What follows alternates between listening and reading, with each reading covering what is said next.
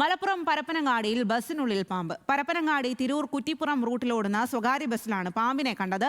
സംഭവത്തിന്റെ CCTV ദൃശ്യം പുറത്തുവന്നു.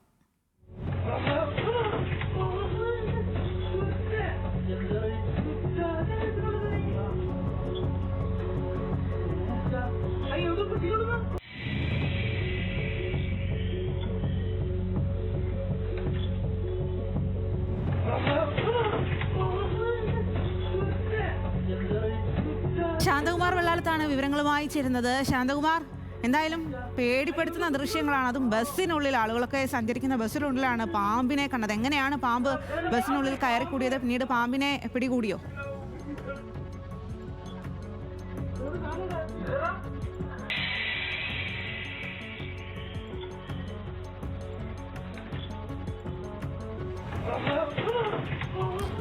ശാന്തകുമാർ, ബസ്സിനുള്ളിലാണ് പാമ്പിനെ പിടികൂടിയത്. ആളുകളൊക്കെ പരിഭ്രാന്തരായോ? ആ ദൃശ്യങ്ങൾ പേടിപ്പിക്കുന്നതാണ്. പിന്നീട് പാമ്പിനെ പിടികൂടിയോ? മലപ്പുറം പരപ്പനങ്ങാടിയിലാണ് ബസ്സിനുള്ളിൽ പാമ്പിനെ കണ്ടത്. പരപ്പനങ്ങാടി തിരൂർ കുറ്റിപ്പുറം റോഡിലോടുന്ന സ്വകാര്യ ബസ്സിലാണ് പാമ്പിനെ കണ്ടത്. സംഭവത്തിന്റെ CCTV ദൃശ്യമാണ് നമ്മളിപ്പോൾ കാണുന്നത്. ഇത്തരത്തിൽ വളരെ പേടിപ്പെടുത്തുന്ന ദൃശ്യമാണത്. കാരണം ഇങ്ങനെ തുറക്കാൻ നേരമാണ് പാമ്പിനെ കാണുന്നത്.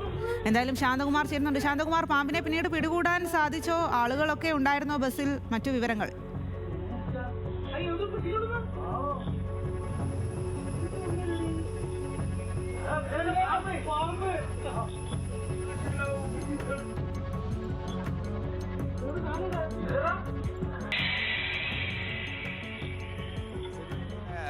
ഇന്നലെ വൈകിട്ടാണ് ഈ സ്വകാര്യ ബസ്സിൽ ഈ പാമ്പിനെ കാണുന്നത്.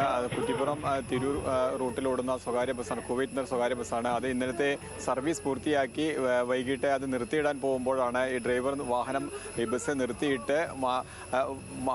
നിർത്തിയിട്ടതിന് ശേഷമാണ് ഈ പാമ്പിനെ കാണുന്നത്. ഉടൻ തന്നെ ഡ്രൈവർ അവിടെ നിന്ന് ഓടി മാറുകയായിരുന്നു. പിന്നീട് മറ്റ് സഹപ്രവർത്തകരും മറ്റെല്ലാവരും ചേർന്നാണ് പിന്നീട് ഈ പാമ്പിനെ അവിടെ നിന്നും പുറത്തേക്ക് മാറ്റുകയും ചെയ്യുന്നത്. എന്തായാലും ഈ പാമ്പ് എപ്പോഴാണ് ഇതിനകത്ത് കയറിയത് എന്നുള്ളത് ഈ ജീവനക്കാർക്ക് കൃത്യമായ ഒരു വ്യക്തതയില്ല. പക്ഷേ ഏറെ ആശങ്ക ഉണ്ടാക്കുന്നത് തന്നെയാണ്.